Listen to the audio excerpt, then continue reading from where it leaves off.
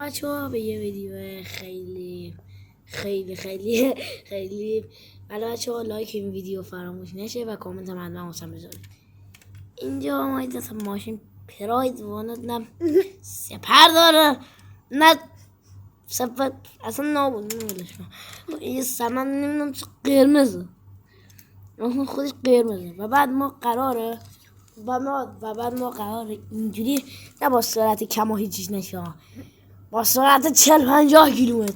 اینم ماشین فلزیا ماشین فلزیا که حتی میخریم ایمن هستن میکنن.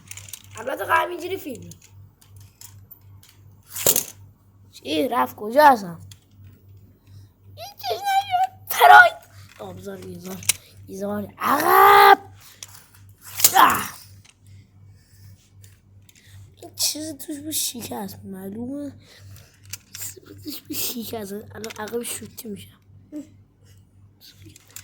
تست بعدی با سرعت خیلی زیاد نگاه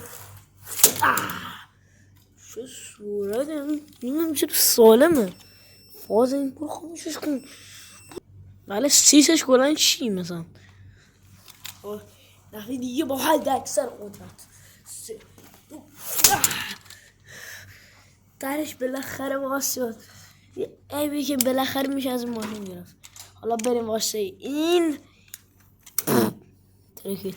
خب 3 2 1 شاستی بدن نابود شد. شاستی تو رو خدا چیه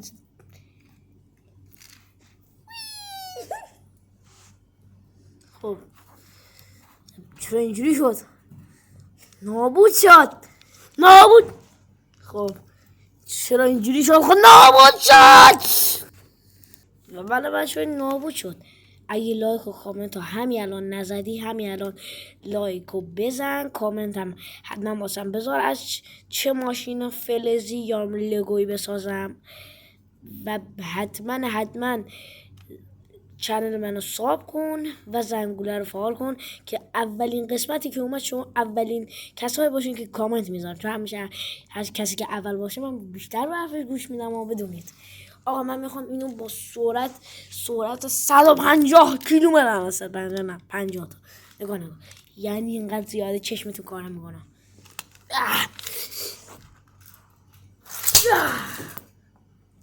دیدینش میبینید نابود شد.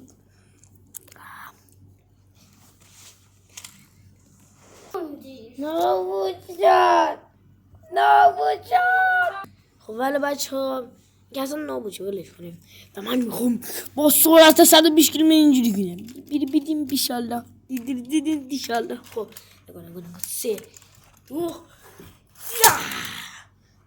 حرف میشه درش هم باز شد. معلومه در باز شد یعنی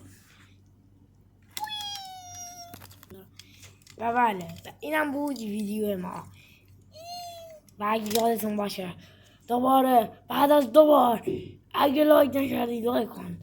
کانال منو البته داشتم یک 3 بار حالا نمیدونم هر چند باری شد.